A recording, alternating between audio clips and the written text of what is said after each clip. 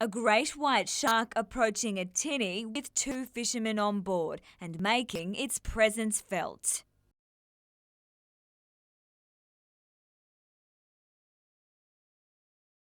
Come right up the side of it, circled around and give the boat a bit of a nudge where the burley bucket was, a fair nudge. So it shook us up a bit and then, just kept going around and then it swam off. It all happened just off Moon Island near the entrance to Lake Macquarie. I think it was more curious than anything, but yeah, definitely got the heart racing. Had a kingfish and a bonito in the burley bucket, so I think it was really sniffing those out. This is the tinny the cousins were in. They say the shark was easily bigger than the boat. It was good 5 metres. My tinny's 4.3 metres and it was a lot bigger than that. Paul Grundy fishes here twice a week and has never seen a great white, while closer to shore there were plenty of people enjoying the warm weather. And of course it's not the only place large sharks have been lurking. Newcastle's beaches remained closed today for an unprecedented 9th day straight due to several sightings of great white sharks in the area, disappointing for beachgoers when the weather's like this. Experts say there's no way of knowing for sure, but this could have been one of the sharks that's been hanging around Newcastle. It is possible that it could be the same shark, or it could be just a migrating bunch of sharks that are just all happen to be, running in a similar vicinity. And it's likely Newcastle's beaches will remain closed tomorrow after a great white was spotted further south off Blacksmith today. Vivian von Drainen, NBN News.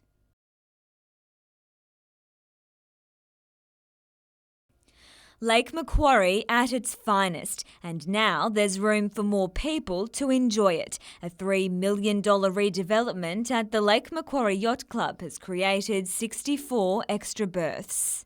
It's absolutely fantastic. We've doubled the size of our marina.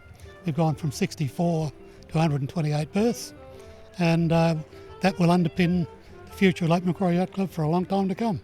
Before it opened, the marina was at 90% of its permanent capacity. The extra spaces are already filling up and are expected to generate an extra $300,000 a year for the club. And Mayor Jodie Harrison says the entire region will benefit from the tourism dollars the boats bring. It will definitely be millions of dollars. The kinds of boats that will be coming in are expensive boats. They'll be bringing money with them, and that'll be fabulous. And with the $2.5 million project to remove built-up sand from Swansea Channel recently completed, it means bigger boats will also be able to visit the club. The word gets out through all the yacht clubs throughout the East Coast, and people will come here. Lake Macquarie is, it's a well-used phrase these days, but Lake Macquarie is really open for business. Vivian von Drainen, NBN News.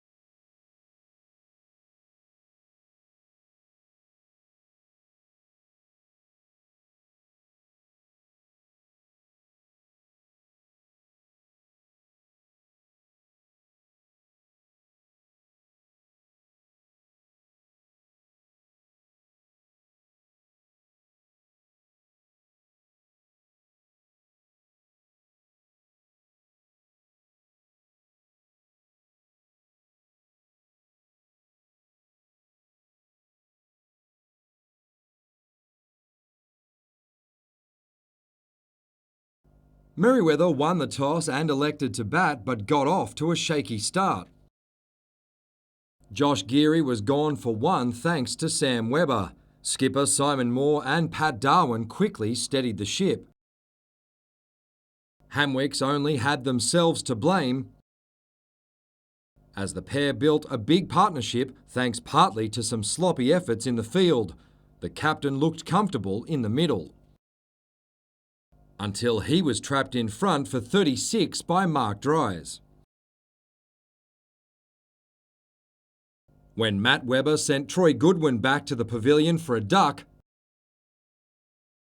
the defending champions were back in it, but Darwin would provide the stability Merriweather needed.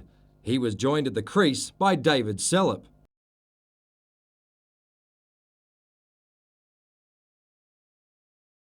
And he made life even more difficult for Hamwicks. Sam Webber eventually rolled Darwin on 74, while Sellop made his way past 50 in his total of 66. Mark Cameron's late cameo of 30 saw Merriweather finish on 7 for 245. In reply, Hamilton Wickham made a solid start. Shane Hughes dispatching Cameron to the fence more than once.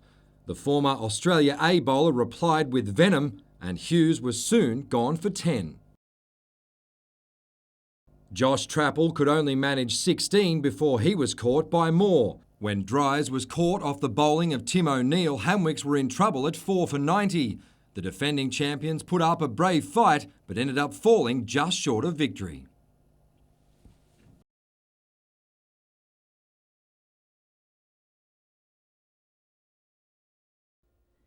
The flags were back up at Nobby's Beach this afternoon, lifeguards lifting the shark closures that have gained international attention. We've had a good 2 days now where a shark hasn't been sighted up and down the coast. We took some time this morning to have a bit of a search with the jet ski and a look around, and nothing was found. But Mother Nature didn't come to the party. Dangerous surf conditions meant most of the city's beaches remained off limits. Lifeguards are now looking forward to a slightly slower pace after an extraordinary 10 days. We've had a lot of time out there on the jet ski. Everybody's put in massive hours. We've been working a bit longer than we normally would as well. So, yeah, it'd be good to get back to some normal operations. And while there weren't any shark sightings in Newcastle over the weekend, further south, 2 local fishermen did record this very close, frightening encounter off the coast of Blacksmiths on Saturday. Tim Watson and Alan De Silva say the shark was 5 metres long. It nudged and circled their small tinny, which had a bag of burley over the side, their voices revealing their terror.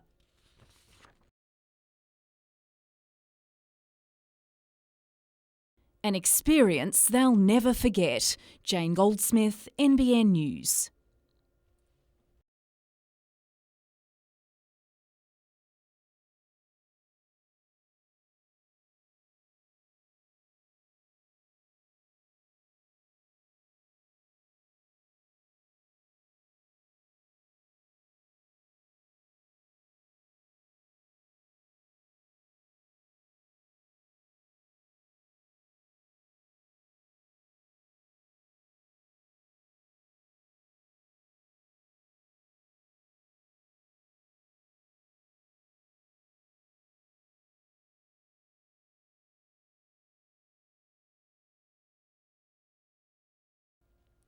A new year, a new group of first-year apprentices, and today was their first day at the Hunter Valley Training Company before starting work at mines and power plants.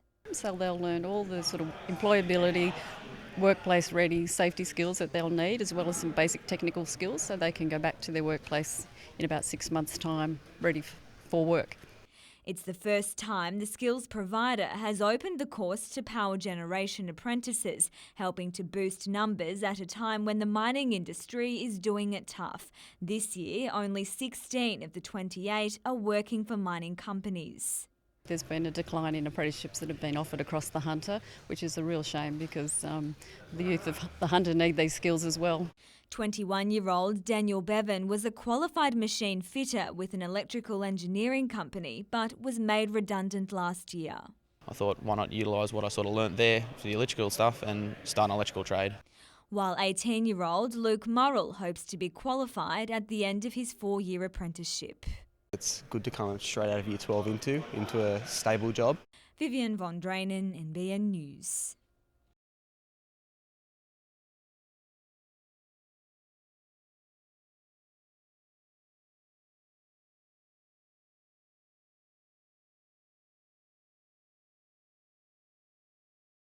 They are very small sums of money in the big scheme of things, but without a policy in place at council, we can't actually fund those events properly.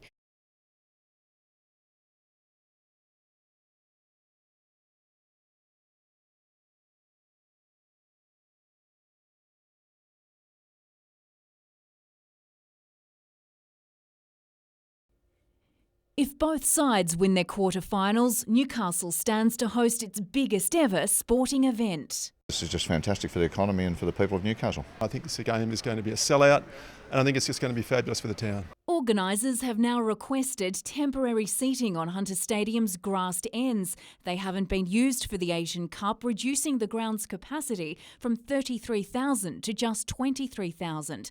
It follows football fans questioning why the smallest stadium by capacity will host potentially the biggest showdown of the Asian Cup. Surely Australia Day at Stadium Australia makes more sense. It has an 83,000 capacity. And well, that didn't go to plan. Biggest game in an undeserving venue. Plus, they're ripping themselves of 50,000 people if it stays in Newcastle. Of course, locals disagree. Showcasing soccer to the people of, in this case, the east coast of Australia. So whether it's 22,000 or 35,000, it must be brought to Newcastle, in my view. No, it's got to go ahead in Newcastle. No, the Sydney siders can't get it back. It's got to go ahead in Newcastle. Tickets have been sold, everything's organised, so we've got to have it. Money talks, so it's a possibility, isn't it? I think it's wrong, but it could happen. The organising committee says it would be a logistical nightmare to rearrange tickets and accommodation, all but ruling out a switch to Sydney. Australia must first beat China on Thursday, while Japan will play Iran or the UAE.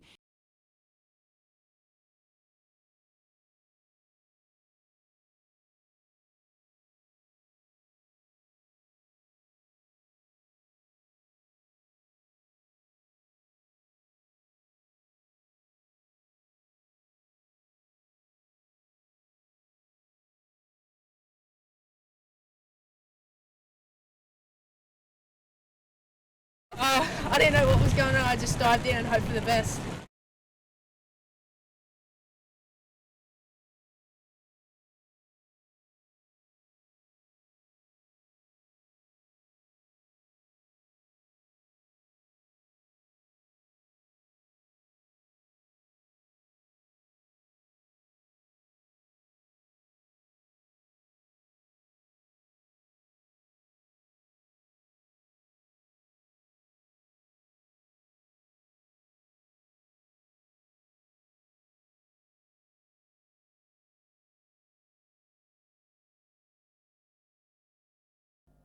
The Jets are back at training, preparing to meet Adelaide this weekend, but a handful of players have also been preparing for their future. Despite recent off-field distractions such as the resignation of the club's CEO and chairman, Ben Kennedy today announced he's re-signed for a further 2 seasons. Obviously all the ownership stuff and whatnot, we don't really have much to do with it, so we just focus on playing, and I feel as though we're moving in the right direction. The shot stopper attracted some interest from other clubs, but says he never really contemplated leaving. Been here a long time, come through the juniors and everything, so spent more than half my life here, so it's been a long time, and I'm happy to stay here. Unfortunately for Newcastle fans, fellow Hunter product Andrew Houle won't be staying. Late today, the Jets confirmed he'll depart at the end of the season. NBN News understands a 2-year deal with Sydney FC is all but finalised. David Carney is also on Sydney's radar, but for now he remains a Jet. As for the rest of the squad, Billy Selesky is back in full training and could be considered for Saturday's clash with the Reds in South Australia, as Newcastle looks to resurrect its season. Yeah, we haven't played for a few weeks, and we're just looking forward to the game in Adelaide on the weekend, and putting in a good shift and getting 3 points.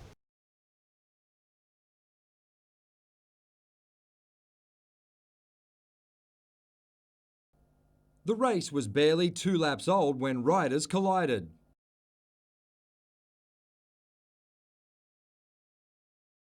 Chad Reed took full advantage.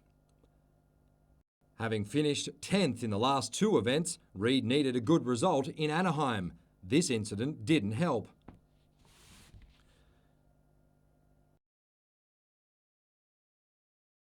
But the Australian's retaliation would eventually cost him dearly. Reed was shown a black flag by officials for the first time in his career and was disqualified. Later, he took to Twitter saying two wrongs don't make a right, but he felt he had to respond to being landed on by Kennard. He went on to say his goal is much bigger than running rivals off the track. There were spills too at Curry Speedway in the Australian Under-21 Speedway Championships over the weekend. Local rider Jai Etheridge avoided serious injury but was still taken to hospital as a precaution. In the A final, there was more drama involving Jack Holder. From the restart, Victoria's Max Frick and Jake Allen suffered a similar fate. Allen was disqualified and Frick was forced to use his backup bike but showed his class to claim his third straight national title.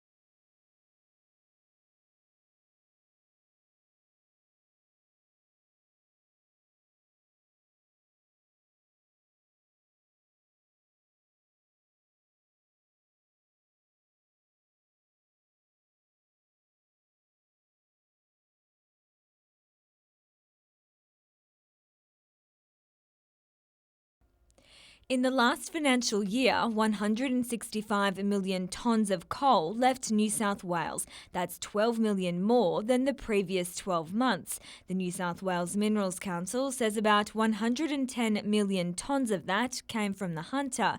Todd Williams from Regional Development Australia believes that cements the fact that we have one of the world's best supply chains. It's great that we're exporting more coal, but also we've got the opportunity to export our knowledge based around the logistics and capacity and the ideas that we need for that internationally. The increased demand breaks down like this. China's hunger for our coal was up by 22%. In Korea, it increased by 8.7%, and in Taiwan, 14%. Most people think that coal from the Hunter region, most of it goes to China, but China isn't our biggest coal buyer. They've got a lot of coal over there and they normally are self-sufficient.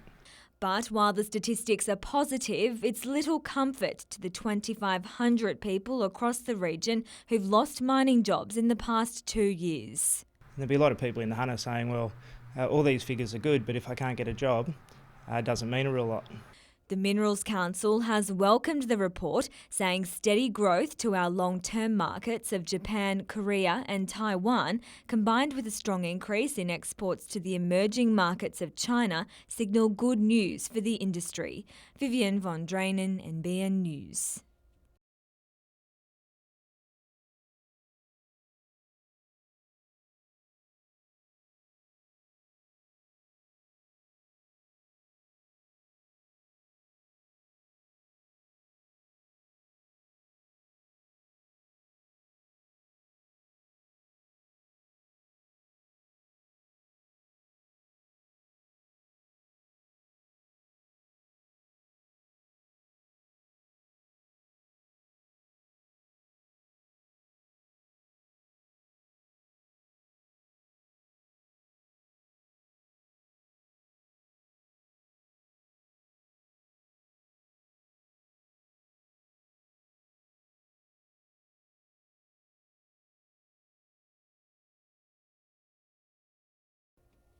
They may not be quite ripe for the picking, but Hunter Valley vigneron Brian McGuigan isn't taking any chances. You wait the whole year and you get to this final spot, and it can be critical. Picking will resume at his 200-hectare property tomorrow after he stopped the harvest on Friday. Our grapes weren't quite ripe. They needed a bit more sunlight to ripen up a bit more. But instead the heavens opened, several days of rain threatening months of preparation. Any more and there's a risk the grapes will rot on the vine. Even though they may not be quite as ripe as we're hopeful of them being, they'll still be okay. If the weather does hold out, Hunter Valley grape growers are expecting to pick some 25,000 tonnes, producing approximately 15 million litres of wine. Meanwhile, for the Lower Hunters cattle farmers, the rain couldn't have come at a better time. Before Christmas we were looking at a huge feed hole. There was no pasture growing. Now there's more than enough green grass. Dams have also received a boost. It's gone from almost a disaster to a fantastic season at this point in time. In more welcome news, the price of cattle has gone up in recent weeks, and the region's damp spell isn't over just yet. There's still more rain in there, but it'll be easing back to showers from about Thursday and probably continuing up until the weekend. Amanda Douglas, NBN News. It's a relatively new contest with a total prize pool of more than $2 million. And the Knights are in it to win it. Absolutely, yeah, for sure. That's there's a bit of cash around to for the winner. That's always a great incentive. After making it to the quarterfinals in the inaugural year of the Auckland Nines, this time around the Knights have been drawn against Parramatta, Manly and St George in the first stage. I think any time the boys play in front of a crowd like we saw last year, you know, their competitive juices definitely flow, and you see the best in the competitive nature of the boys. The Knights have named an 18-man squad with plenty of size, strength and speed for the tournament, which starts on January 31. And there's one player that's keen to exercise some demons.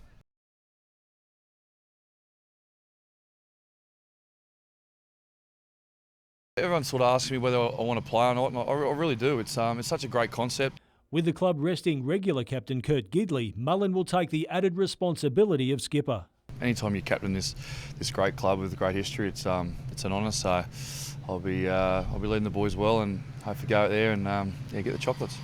After a 2014 to remember, all eyes will be on young gun Sione Metaltia. He's strong and he's quick. He's skillful. He's aggressive and he competes hard. So and he's fit. So he's got all those, ticks all the boxes. Michael Kane, NBN News.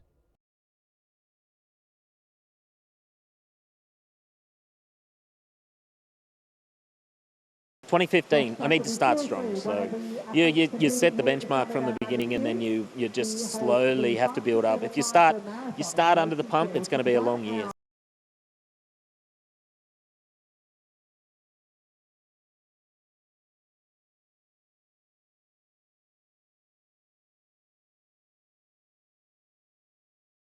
Everyone takes it as a pretty good chance to knock over some qualifying times for World Championships and to start the process of qualifying for Rio. It's hard to believe that Rio's next year.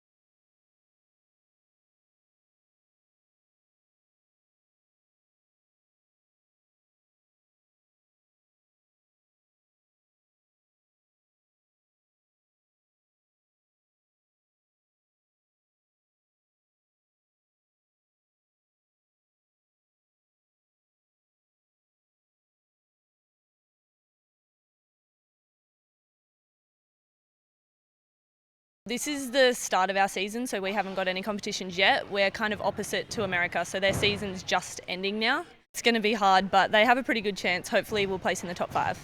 We're hoping.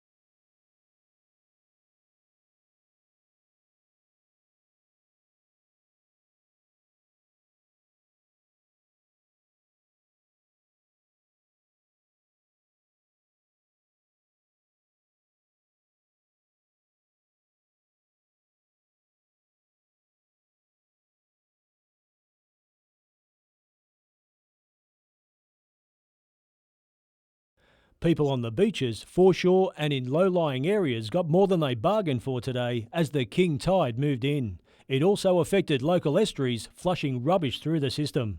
The Bureau of Meteorology is predicting another one at around 10:30 tonight, meaning local beaches will continue to be closed tomorrow. And the water surge has experts warning of disease through a rise in a real pest. Yeah, certainly over the next few weeks we're going to see a lot more mozzies around the New South Wales coast. Warm weather coupled with king tides and recent rain has provided perfect nurseries. And we're getting some big tides flooding out mangroves and salt marsh environments, and that provides ideal opportunities for some of our major pest mosquitoes. Your mosquitoes need water, and they need water to complete their development. For those pursuing pastimes near typical breeding grounds, it's already become noticeable. It gets pretty bad, just doing this one all day. Just trying to get a little bit of a fish in, but... Makes it hard to fish? Yeah, definitely. There's only mozzies if you go in the bush. If you stay on the fairway, then there's no mozzies. So what happens when you hit the ball in the bush? Be quick. Michael Kane, NBN News.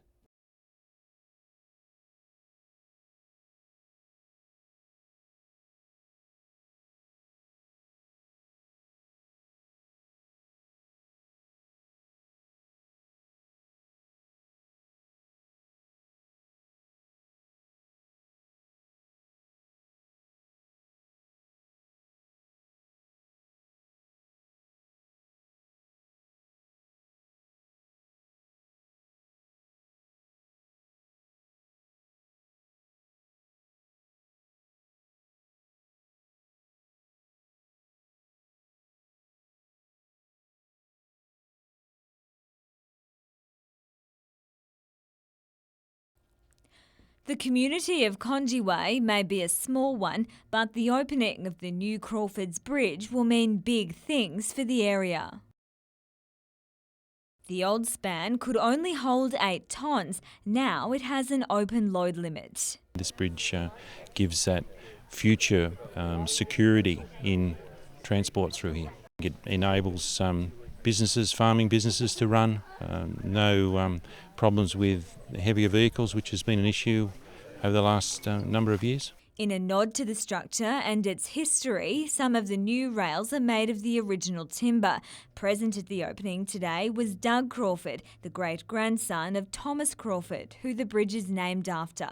The family has been living in the area since 1825. It's just been a privilege to be here and hold one end of the ribbon while it was cut, I suppose, with the mayor. It's all part of a bigger project by Cessnock Council to improve connectivity in the area. It's all part of the replacement and refurbishment of our 41 bridges, wooden bridges. Vivian von Drainen, NBN News.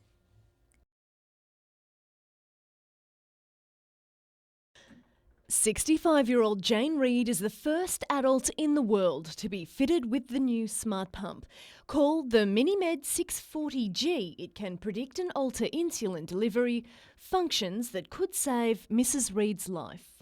I am virtually hypo-unaware, which means I don't know when I'm going low. When type 1 diabetics go low, it means that their blood glucose level plummets, and if left untreated, it can prove fatal. There have been people who have died. They've gone so low they haven't woken up, and they've been found the next morning, and it's called dead in bed syndrome. And I don't want to be part of that.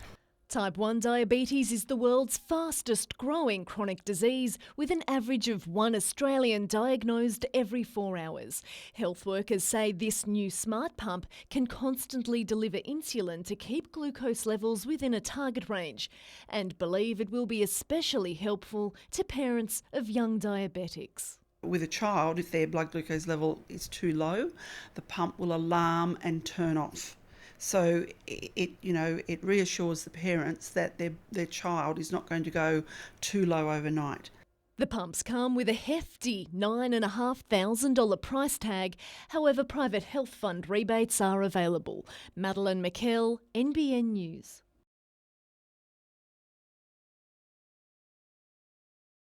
He's only 18, but Jackson Baker has already featured twice in the Open Men's Draw at Surfest.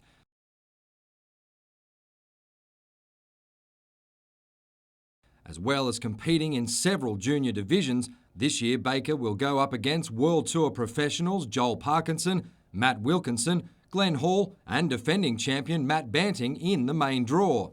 This weekend, Baker will face Parkinson and Wilkinson in a different contest, the final of the Australian Board Riders Battle in Sydney. Yeah, just surf against those guys and just be sitting out in the water like with them, like just seeing what they do when they're sitting out there. Just be a real privilege to be out there with them. Having finished third at Cronulla last year, Merewether is hoping to go one or two better in 2015.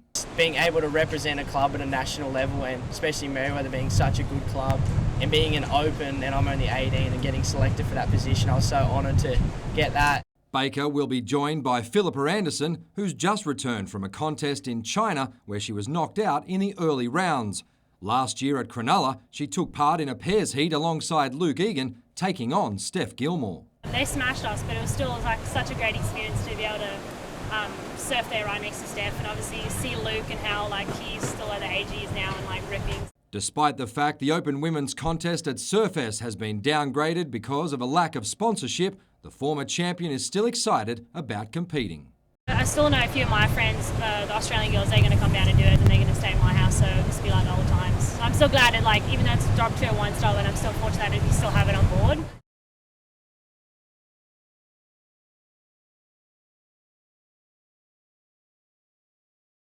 It's something different that will hopefully strike a chord with athletes and their fans. We're going to be getting each of the competitors getting their favourite songs and lining that up to jump to their favourite song and hopefully spur them on and also spur the crowd on. Local hope Emily Whelan can't wait to crank up her favourite tune and compete in her first senior high jump competition. Yeah, I think it will get us all fired up and get us to have a real go at it. Yeah, I've never done anything like this before, so I think it should be good. I'm looking forward to jumping on my home ground for my first open competition and jumping with some girls from all around Australia. While Lemesu Greentree is using the January 31 meet as a springboard to a busy schedule. I've got a national heptathlon at the end of March, and then I've got youth and junior coming up soon, around the start of February. The high jump field will be the most competitive in the Classics history. It is. Look, we're really excited to welcome Commonwealth Games gold medalist Eleanor Patterson. She's coming up from Victoria. She'll open her season here at the Hunter.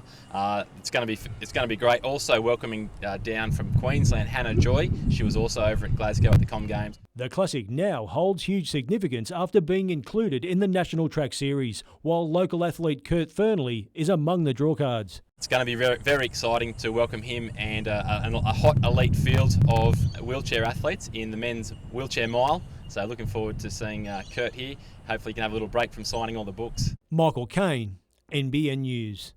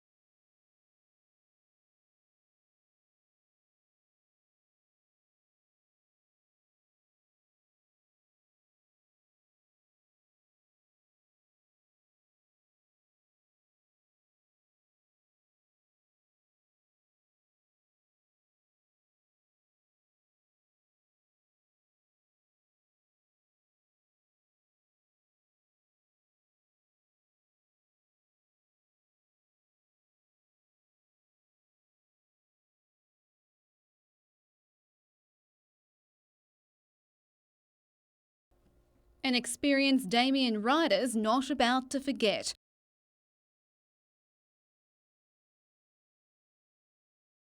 Stalked by a shark 200 metres off Merewether Beach.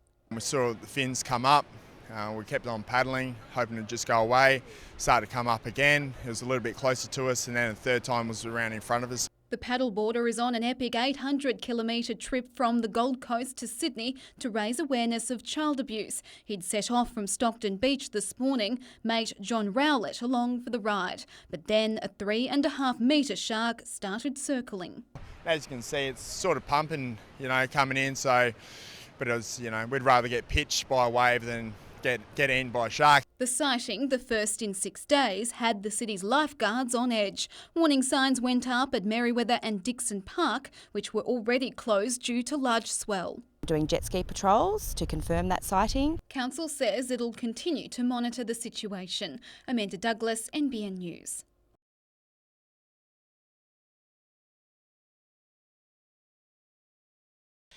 Anne Williams has been caring for little Drifter since the grey-headed flying fox was just a few days old. Over the past few weeks, she's been inundated with flying foxes who have become snagged in fruit trees. At the moment, there is no blossom in the eucalypt trees and gum trees, so there is a lack of food for them. They are coming down to people's fruit trees, which have netting on. A lot of them, very loose netting, which is no good because the flying foxes get their wings caught in it. Large-holed nets are the kind causing all the trouble. Birds, tree snakes and bats end up tangled. For many, it's a death sentence. At the moment, around 6 grey-headed flying foxes a day are being rescued by the Native Animal Trust Fund. The species is listed as threatened. A lot of them have got babies back in the colony, and if the mothers have damaged their wings so badly they can't get back, the babies starve to death in the colony. So we lose 2 animals instead of 1. And there really is no need to use nylon netting with large holes in it. Shade cloth or closed weave netting like this will not only protect fruit and keep the bats away, it also has the added advantage of keeping fruit flies off the crop. Madeline McKell, NBN News.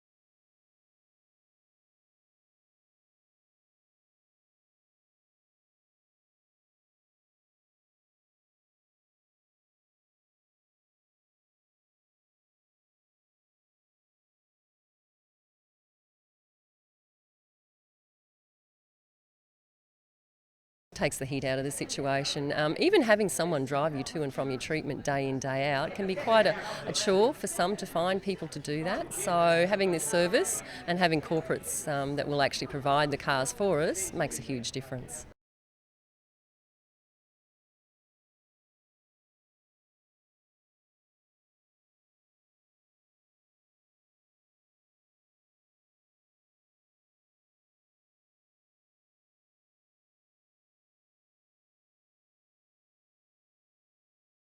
Flying the flag for Aussie Pride. On Monday, the Hunter will be part of the nation's biggest party. In Newcastle, the daytime festivities will take place harbourside. All the family-friendly activities, the live music, the circus workshops, the face painting are all at Honeysuckle, as well as the multicultural barbecue.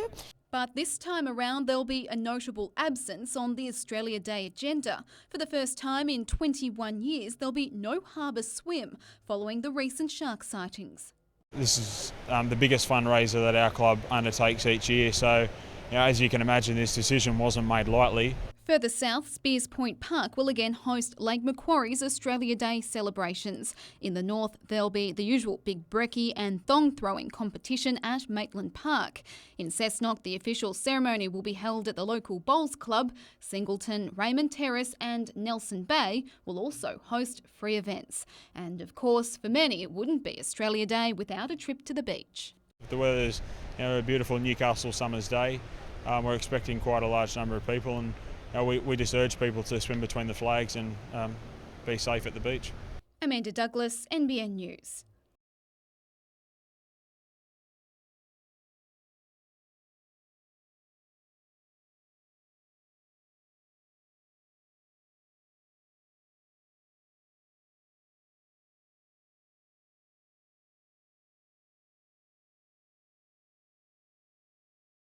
There's no other fort in Australia that has 6 historic guns that can fire.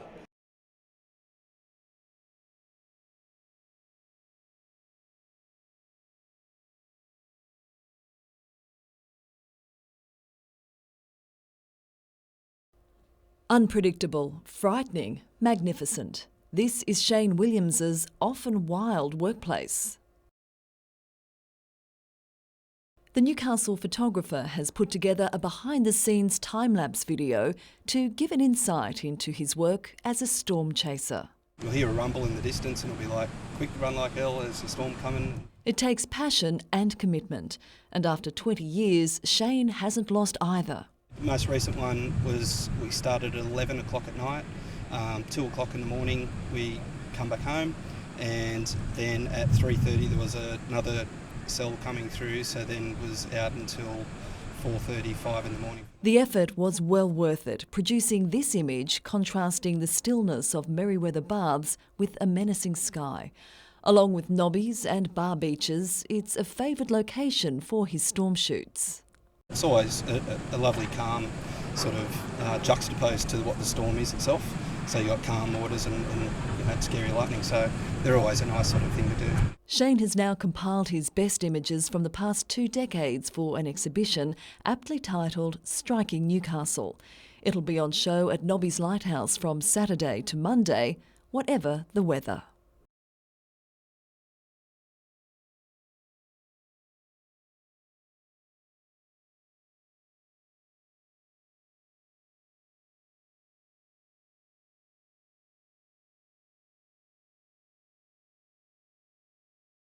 And I thought it was just a scar tissue, but it turned out to be a pretty severe tear of the muscle as well. So, just being upstairs and doing rehab, it's not fun.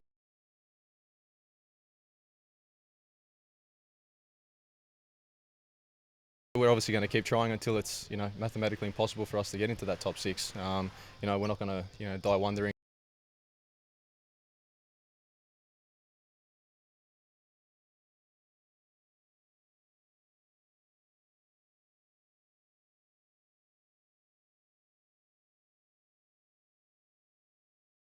As the people that have been there in the past will be highly acknowledged and in the mix, but for us it's going to be a fresh start and a fresh opportunity to be selected, and that's for any zone.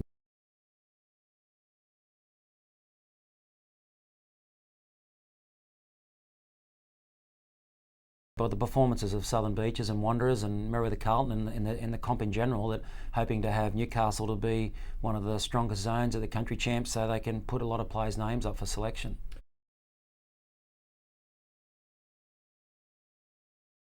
Finals day and aiming up was of utmost importance. Trap and skeet were the 2 disciplines on show in the national shooting event, which was open to all comers. Definitely have Australia's best here and even some international competitors that give everyone a run for their money. And it wasn't just the top-ranked men stealing the show. So in the women's class, we've actually got 4 women in the top 30 of the world at the moment, so we're quite fortunate to have a strong field. After recently making the Australia Cup final in Sydney, Victoria's Keith Ferguson blitzed the qualifying rounds, but form there counts for nothing in the final shootout. All the qualification rounds go out the door, we all go back to 0, and it's 16 targets. We'll see what happens in the finals, mate. Anything can happen. I hope to be up there by the end, but we'll see. Ferguson went close to victory but fell just short of the target, finishing runner-up to fellow Commonwealth Games teammate Paul Adams. Shooting legend Michael Diamond was 3rd in the trap, but after recently taking on the job of Singapore's national coach, he also had his eyes trained elsewhere. That's going fabulously. I'm in charge of the development team as well as the B team, and some of the development team are actually here at our event at the moment. And they're proving to be improving quite significantly, which I'm very proud of. Morwell's Todd Malone was crowned men's trap champion. Michael Kane, NBN News.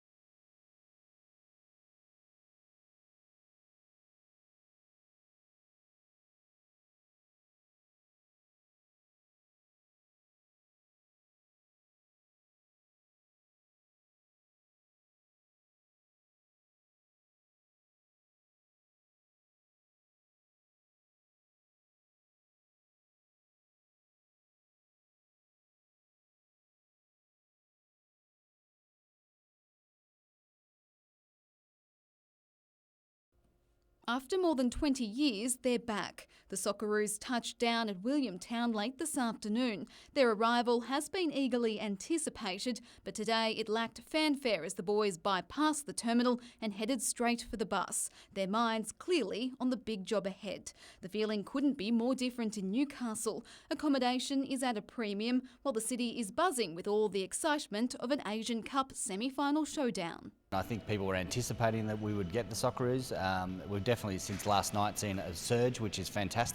Further out though, the frenzy is yet to hit. Still have some. It is filling, but we do still have some for the game. Hunter Tourism says with the Aussies now a certainty, visitor numbers will far exceed the 28,000 previously predicted. We can't describe the enormity that this game will bring. There's confidence too the city can silence its critics. Hunter Stadium is built for occasions like this. It's not about revenue, it's about spreading the interest in the global game of football, and it's a great result for our city. The final tickets will go on sale tomorrow morning, and for those unlucky enough to miss out on the big game, there's always the big screen. Although there is a catch, the stadium has to be a sellout first before the game can be broadcast live here at Honeysuckle. On the street, football fever is running rife. It'll be a great experience. I think it's a one-off for Newcastle. I think it's exciting, good for the town, so yeah. Who will you be cheering for? Say Australia. Australia. No doubt about who will be getting the biggest cheer come Tuesday. Yeah, Cahill, he might score a few goals, yeah. Tim Cahill. Tim Cahill. Amanda Douglas, NBN News.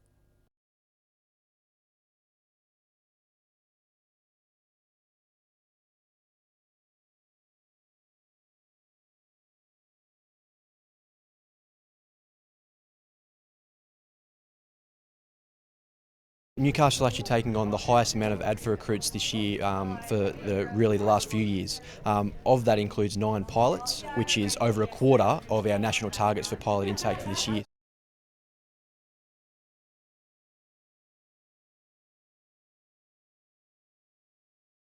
These are the sights and sounds which will soon fill Hunter Stadium for the historic semi-final.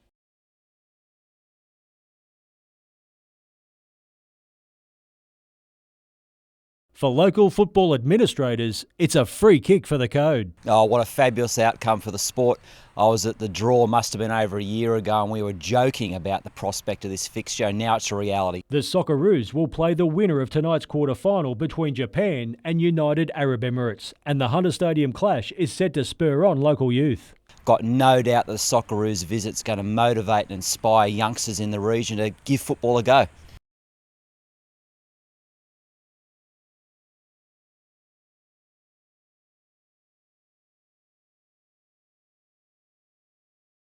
Those 2 goals from Timmy Cahill last night assured the Socceroos a berth in the semi-finals of the Asian Cup. But what it's also done, it's made a local NPL club very happy. This is Magic Park, the home of Broadmeadow Magic, and many years of hard work has developed this ground to the point where it now gets to host a Socceroo training session. We're so proud, you know. At the grassroots level, we've been working 15 years on this facility, and this is basically the icing on the cake for us. It's also perfect timing for local footballing charity Men of Football, which will host a lunch at Customs House on match day. We're lucky enough to have Mr David Gallop, the CEO of Football Federation Australia. He will be our guest speaker, and he will also accept the patronship of the national body of Men of Football. Michael Kane, NBN News.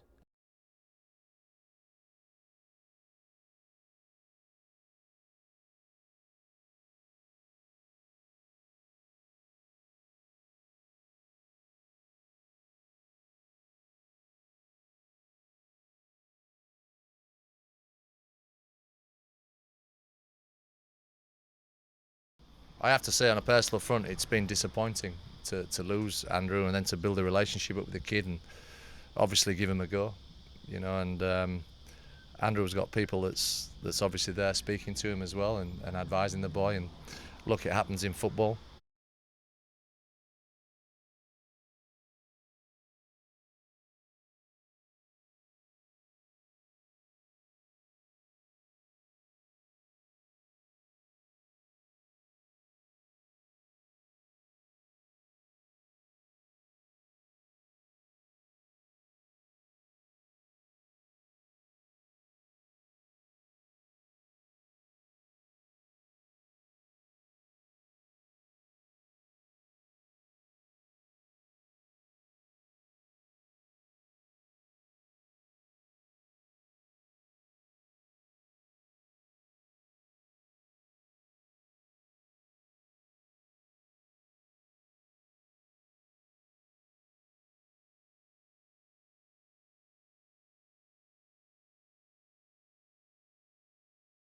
John Sydney Denham will now spend more than 19 years behind bars for the systematic sexual abuse of young boys, many of the offences occurring at St Pius College in Adamstown in the late 1970s.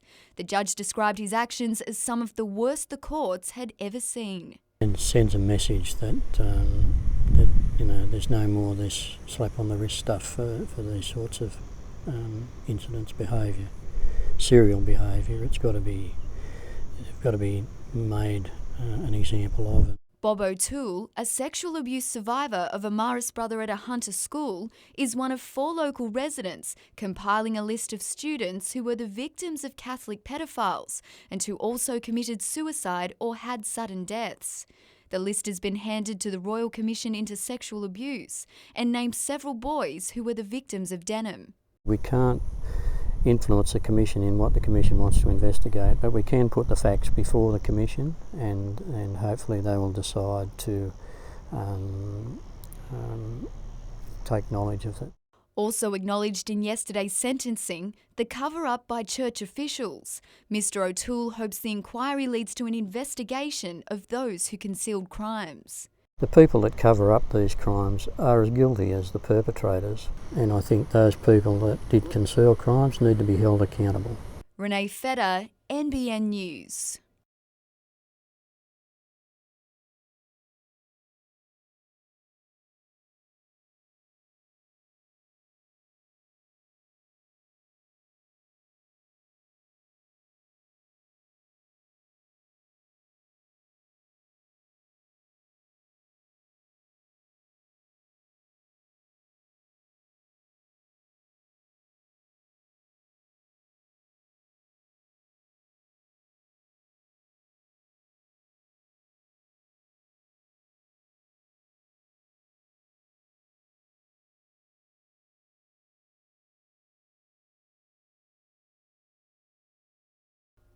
Operation Float will see a high police presence across the region this Australia Day, targeting major celebrations in areas such as Newcastle's foreshore. Australia Day is obviously all about having a good time and celebrating everything great about being an Australian. but, we'll be out there targeting the bad behaviour. On their radar, alcohol-fuelled violence. Police say it won't be tolerated and people should enjoy themselves responsibly. Plan the day, have a good time, but, do it sensibly and don't spoil the day for other people.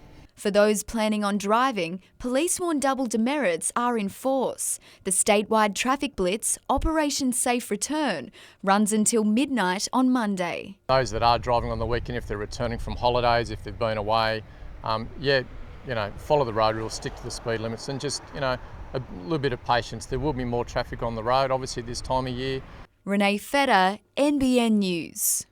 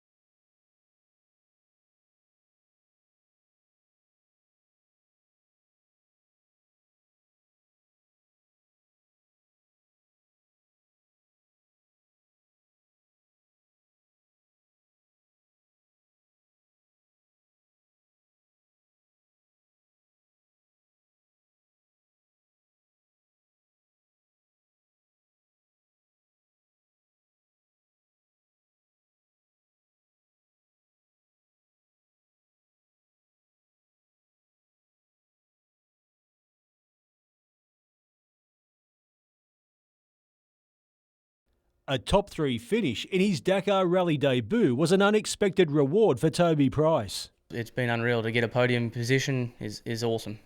After a gruelling 13 stages, the Hunter rider finished third behind the overall winner, 5-time motorbike champion and KTM teammate Marc Coma of Spain. Even if I finished in fourth, I still would have been over the moon and stoked with that result. But once we got into that third position, it was definitely within reach. 9,000 kilometres of racing through 3 different countries did pose some challenges at times. We're racing in temperatures of 45 degrees. Felt like you were cooking. And then 2 or 3 days later, we'll ride in a liaison section. It was minus 12, and I had 5 sets of gloves on and nearly 5 sets of gear, and I was still frozen. Navigating also tested Price's skills while pushing through at high speed. When you take your eyes off the road to look at that road book to make sure you're navigating right and you're on the right track, you cover a lot of ground very quickly. Today he finally got the chance to unpack the spoils of his success before he prepares for yet another Australian Enduro Series, but he's already eyeing next year's Dakar. We've set the bar pretty high. Definitely next year going back to Dakar is going to be a lot of people asking some questions. Can we move forward and can we keep doing better? Michael Kane, NBN News.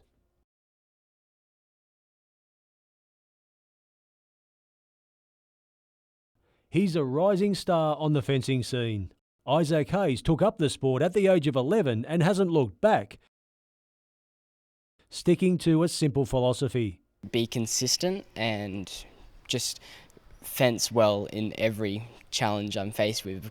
Last year, the 16-year-old topped the New South Wales Under-23 rankings as well as winning the National Schools Championships, impressing national selectors enough to be chosen in the national squad for the world titles. It is a little bit nerve-wracking, kind of going from a big fish in a small pond to a small fish in a big one, but it's definitely taking a really big step from going to the Australian level competition, which I've been doing for a while, and then going up to the international. His coach believes the selection is just the start of bigger things to come, and he puts Isaac's success down to a number of traits. He's cheeky, and he doesn't get knocked down too easily mentally. He works hard. Michael Kane, NBN News.